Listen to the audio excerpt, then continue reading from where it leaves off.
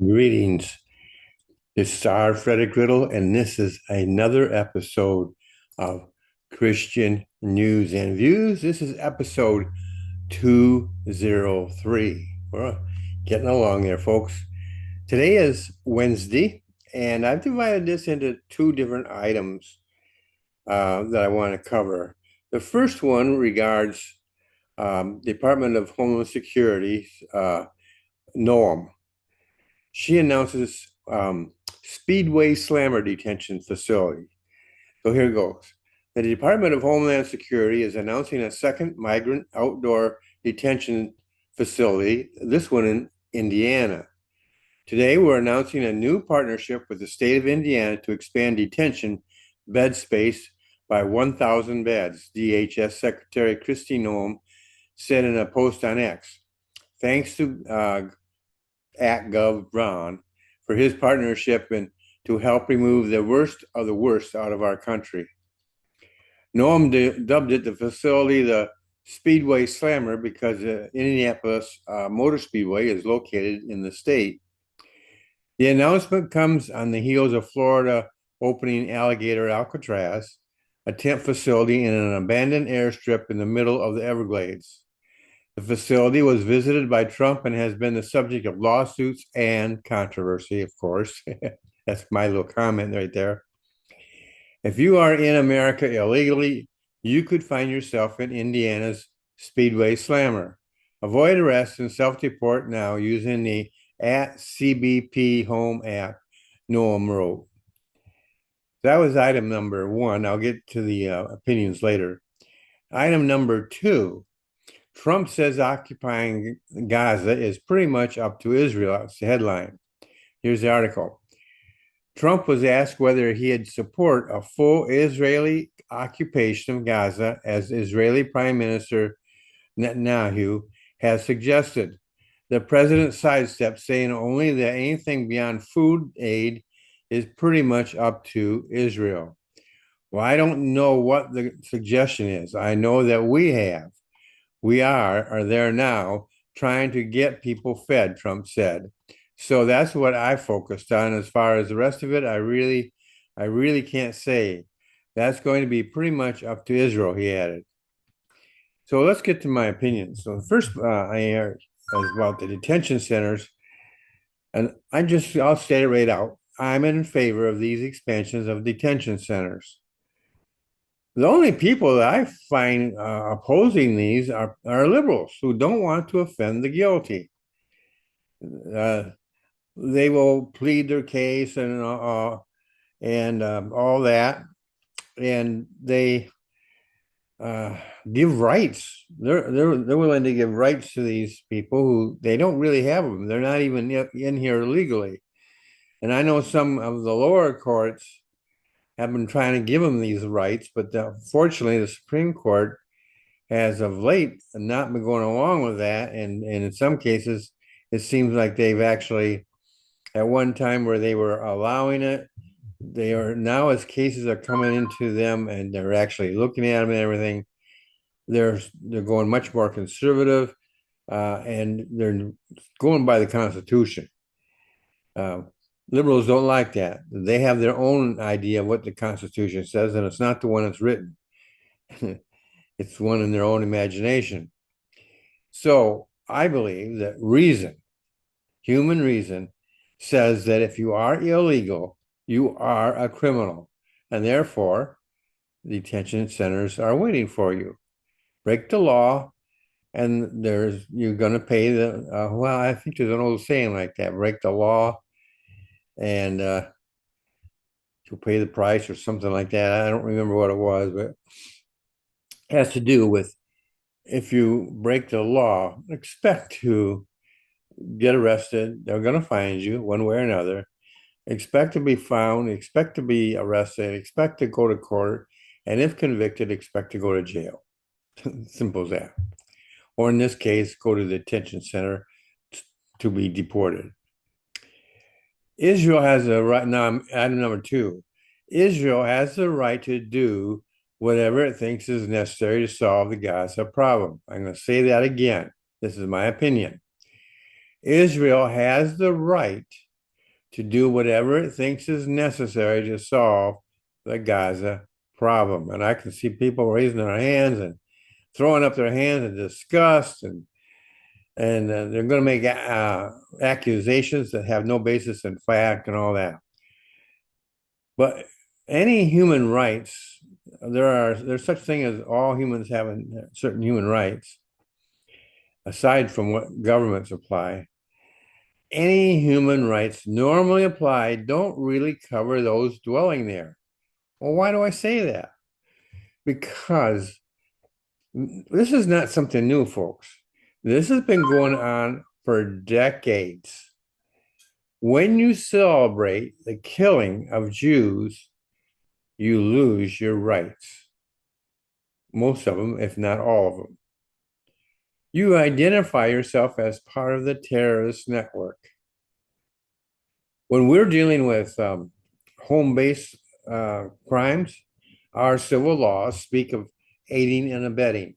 If you are aiding and abetting a criminal, you can be charged with the same laws in some cases, crimes, as those who actually commit the crime. Say somebody commits murder and you help them get away, you can be charged with aiding and abetting, and it could end up facing a similar charge as those who actually did it.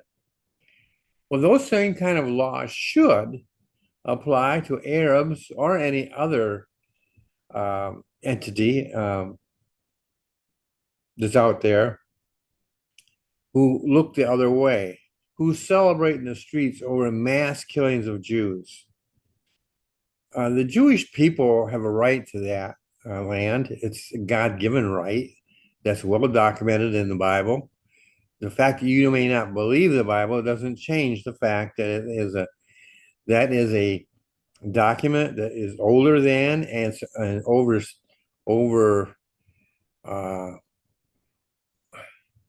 overrules, if you will. It's over any government that exists in this world. The Bible is the absolute word of God, and he has said that the Jewish people are his chosen people. And those who bless them will be blessed, those who curse them will be cursed. So I have no sympathy for those who they look away, they celebrate the mass murders or even a single murder of a Jew. They are aiding and abetting. But you say they don't have an option. You say the situation there is so bad, and the Jews are so bad, mean to them, that they don't have any other option. That's not true. That argument has been going on for decades. Here's a question for you.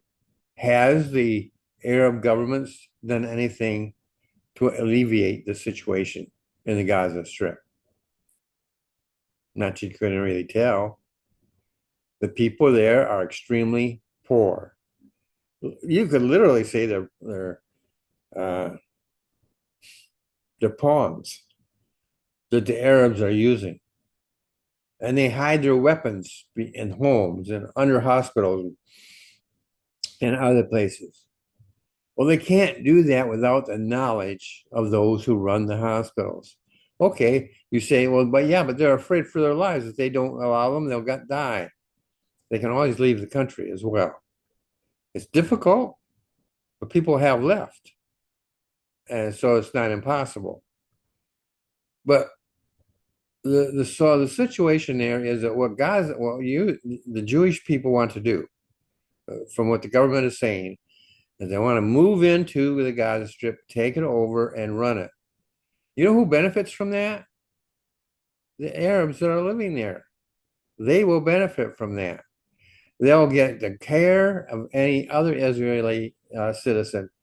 They will get the kind of care they should get. They get the food they should get, clothing they should get, opportunities that they would like, but don't really have where they're at. All those things are involved there, but you don't ever hear that mentioned in the papers or anything else. But there is a very strong and very good side to that. There are Arabs today who live in Israel. Many of them are law-abiding. Some of them, I think, as I understand it, some of them actually serve in the government in one form or another. So it's they can live there, they can get along with them, they can achieve great things for themselves and their people simply by living in Israel. And if you bring Gaza into Israel and bring Israel's laws and so forth there and get rid of Hamas, you have a much better situation for the residents than what currently exists. Now, liberals say there is a mass starvation going on that they call genocide. Okay, I'll buy the argument of genocide. What I don't buy is who they're saying is causing it. It's not the Jews. Well, they're not letting the food in. Actually, they have been. There has been food going in, and there's money and there are other things going in under regulations, but they're going in. Once they're inside, Hamas, still an existing government from everything I've read, they may not have international recognition anymore. They may not have the power they once had, but they still have a lot of power. That and they can still force people to do things. And they are taking the food and the money and everything for their selves, for their troops and so forth that fight. Uh, and they will argue, oh, we need it, you don't. But that's what they're doing is they're committing genocide on their own people. So I say that the money and goods sent by good people to the Arabs are not getting to them. And the reason? The Arab government, Hamas, doesn't, they not don't allow it, they intercept it when it gets there. And as long as that goes on, Israel must do what it can to protect its people and its borders. And that's what it's been doing. When they relax their guard and stuff like this, that's when Hamas and others like it strike. They hit and they hit hard. They kill as many as they can. Their goal, drive them into the Mediterranean Sea. So Israel has no choice but to protect its people and its borders. By incorporating Gaza into its national entity or identity, that would eliminate a lot of that problem. It would, like I said, it would be a blessing, not one that they expect, but it would be a blessing to the Arab people. The people who are living there, the ones that you should be concerned about, some of them are operating out of fear, but they have been so brainwashed that they willingly cooperate. But if Israel takes them in and they begin to experience what it feels like to live in Israel, things could change a lot. Now, will this end the war? No, it will not. It can bring a pause.